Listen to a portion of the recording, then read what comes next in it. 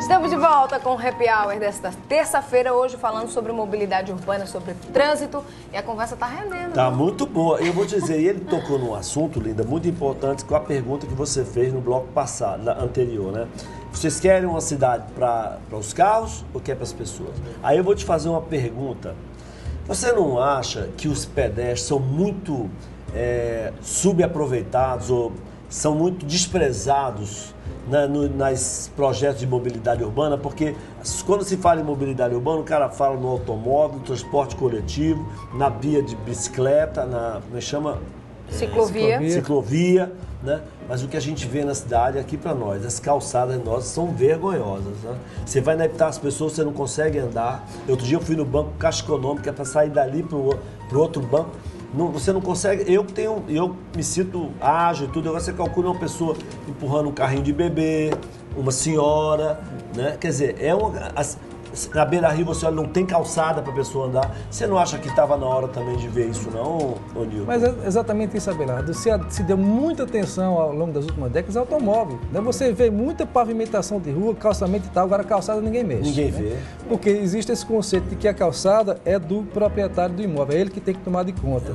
Mas acontece que cada um faz a sua calçada do seu jeito, com o seu tipo de pavimento e tal, lógico, né? É lógico. E você não cria uma continuidade. Então a primeira coisa que a gente devia fazer é o seguinte: não, calçada é espaço público e do mesmo jeito que se asfalta uma rua, tem que fazer a calçada também regular para dar a prefeitura podia estabelecer padrões para as calçadas, exigir, ou estabelecer um padrão. Em São Paulo eles multam violentamente, eu li outro dia no jornal, multam, Linda, violentamente quem não cuida das suas calçadas. O negócio de o cara tá botando obstáculo para carro no pé, trilho, botando aquele gelo baiano para carro não parar, isso lá o cara é multado violentamente. E aqui já tem a lei, se eu não me engano, foi aprovada pela Câmara dos Vereadores, dessa questão dos estacionamentos, mas mesmo assim a gente vê aí, ainda é comum. Você tem um estabelecimento comercial, tem o estacionamento, coloca aquelas gradezinhas, coloca o gelo baiano. Espaço privado. Agora, eu acho que isso é um ponto fundamental, porque a mobilidade urbana passa pelo pedestre. Com certeza. Como é que o pedestre vai chegar e vai andar numa calçada que não tem condições para ele andar? Aí entra a diferença de conceito. Se você vai pensar em um plano de mobilidade, você não vai se preocupar, por exemplo, em atender a questão de congestionamento. O que é o plano de mobilidade? O plano de mobilidade é a diferença de você fazer um plano diretor de transporte e um para as pessoas, que seria o plano de mobilidade. Então, voltando à pergunta, que tipo de cidade nós queremos? Uma para pessoas ou para carros? Se for para carro, é só deixar do jeito que está, né? Priorizar que... fazer viaduto, fazer túnel. Quanto mais você oferecer espaço, mais vai aparecer, né? Agora, se eu quiser pensar numa cidade para pessoas, eu tenho que pensar em qualidade de vida. Então, eu tenho que começar... Se eu quero qualidade de vida, eu quero menos barulho, eu quero menos poluição sonora, eu quero espaço para as pessoas andarem de bicicleta, espaço para as pessoas andarem de calçada e tal, porque hoje você tem aquelas ruas enormes, a calçada é bem estreitinha, né? Então o pedestre fica sacrificado, como você bem falou. Né? É verdade. No plano de mobilidade, a gente pensa nas pessoas. Então, pensando nas pessoas, como é que eu posso planejar um sistema de transporte na cidade que atenda às necessidades de deslocamento das pessoas e que não seja necessariamente o automóvel. Então eu vou pensar, eu vou escolher um meio de transporte que transporte a maior quantidade de pessoas no menor espaço possível, que polua menos. Então eu vou pensar no transporte público. Né? Aí entrou numa questão que eu ia até colocar aqui, principalmente nessa época de eleição, todo candidato está colocando em pauta promessas, dizendo né, que vai investir em estações aí de terminais de integração modernas e tal, com o transporte público de qualidade, para que as pessoas possam deixar seu carro em casa e irem trabalhar, irem fazer seus compromissos com o transporte coletivo. Isso é possível? Bom, não sei se vocês tomaram conhecimento, mas a Prefeitura conseguiu a aprovação, junto ao Ministério das Cidades, de um plano de mobilidade urbana, né? Um projeto de 188 milhões de reais. Nós conseguimos, esse plano foi feito pela equipe da CEMOB, sem absolutamente ninguém de fora. Nós fizemos... que é a base desse projeto? A base é um programa que o governo, o Ministério das Cidades, ofereceu, né, apresentou, para investir exclusivamente em transporte público. né? Agora, não é simplesmente intervenções pensando em congestionamento, ou intervenções como obras para facilitar o transporte público, não é priorizar o transporte público nas cidades. Cidades acima de 700 mil habitantes. Sim. Então, João Pessoa foi para entrar. Nós fizemos um plano que foi aprovado integralmente. Tem algumas obras, mas que não foram feitas, não foram apresentadas para o congestionamento, mas sim para facilitar o transporte público. Entre essas obras está o viaduto do Geisel, né, que é exatamente para facilitar o acesso daquela comunidade da região sul de João Pessoa ao sistema de transporte público, que é muito penalizado, né? Então, nesse plano, Abelardo, ele tem uma rede de corredores de transporte chamado BRT, que é um sistema de transporte de ônibus de grande capacidade, chamados articulados ou biarticulados, circulando nos principais corredores da cidade, em faixas exclusivas, com os semáforos abrindo, sendo acionados pelos próprios ônibus, para eles não terem que parar.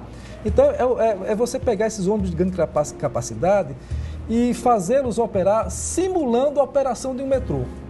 Ou seja, é um sistema que a gente vai cobrir a cidade inteira a um custo muito barato, muito mais baixo do que você investir no sistema ferroviário. E esse sistema, o chamado BRT, ele é inspirado no sistema de Curitiba, né, que hoje está sendo adotado em diversas cidades no mundo inteiro. A gente eu fui com o prefeito agora em Bogotá. Hoje Bogotá é uma das principais referências em transporte público, porque eles pegaram o modelo de Curitiba, aperfeiçoaram, e hoje, com ônibus de grande capacidade, esse BRT que a gente planejou, eles transportam mais gente do que o metrô. Essa questão de metrô de superfície não. Esse é um custo altíssimo, altíssimo comparado, né, com o que a gente pode oferecer, né, em termos para João Pessoa, de transporte público. E nesses corredores, não é simplesmente os corredores, completando a questão do plano de mobilidade. A gente vai trabalhar os corredores, mas também integrando a esses corredores as estações. Você imagina Cruz das Armas. Cruz das Armas vai ter um grande terminal de integração lá no viaduto Tem Cruzeiro, vai ter um grande terminal de integração na área central, né? E vai ter Cruz das Armas, Pedro II no Cristo, né? Só para exemplificar. E Cruz das Armas, que é uma via estreitinha com 2 faixas de cada lado, uma daquelas vai ser exclusiva para os ônibus. As estações vão ser no meio da via, no canteiro central, né? A um raio de 500 metros de cada estação, você vai ter uma recuperação completa das calçadas, que é para facilitar a caminhada com a adaptação para portador de deficiência e tal, as rampinhas e tal. Certo. E também em cada estação, bicicletários, para que você possa sair lá da Rua do Rio tal, de bicicleta, botei minha bicicleta, ela fechou o cadeado, peguei o ônibus e fui embora, né? Então você integra, você estimula o transporte público, você estimula a caminhada, dá uma caminhada mais segura, confortável, estimula o uso da bicicleta também, né? Isso na cidade inteira. É isso. Olha, Nilton, a gente teria conversa aqui, né, Lida? Pra gente ir pra muita coisa, porque eu, pelo menos, ainda tô cheio de coisa na cabeça que eu gostaria de ter essa oportunidade de conversar com você, porque eu me bato muito na minha coluna sobre esse negócio das calçadas, mobilidade urbana, eu falo muito que é o que eu ouço na rua, né? E é o que eu sinto na pele, né? Então tem que pensar na coletividade, né? Com certeza. Mas infelizmente nosso tempo está no final. Vamos ver se a gente, em outra hora, a gente combina pra gente você vir de novo. Obrigada pela sua presença aqui, pela sua participação, e seja sempre bem-vindo. Eu que agradeço e continue batendo, porque essa batida aí é que estimula a gente muito obrigado. oferecer soluções. Eu que obrigado aí pela tua participação, e você que está em casa, vamos deixando aqui um abraço, antes dizendo que eu vou daqui a pouquinho estar lá no Luxor Cabo Branco. A entrega desse home serve, que é mais um produto da Aliança, Construtora Aliança, que é um nome muito conceituado aqui em João Pessoa. Estamos chegando ao final, nosso Happy Hour de hoje fica por aqui. Antes, ele vai embora e deixa aqui. Antes, quero mandar um beijo pro Alexandre Albuquerque, o autor desta belíssima obra que está brilhantando o nosso cenário durante toda essa semana. Mais um artista paraibano que a gente dá espaço aqui no Happy Hour. Então, obrigada pela participação e pela obra. O Alexandre Albuquerque, lindíssimo. Pois amanhã quem vai estar conosco é o DJ Nando B. Nando do B. Que promete botar todo mundo para dançar aqui, não é isso mesmo? Quero mesmo ver. Pois e na quinta-feira você não pode perder o primeiro debate da RCTV com os candidatos a prefeito aqui de João Pessoa. Pois nessa quinta-feira, 21h, tem debate na RCTV. Boa noite pra você, obrigada pela audiência. A gente se encontra amanhã. Tchau. Tchau. Tô preso no trânsito, com pouca gasolina, com a louca de rachar, e lá fora é só buzina. Perdi o meu emprego, que já era lixaria, e onde fui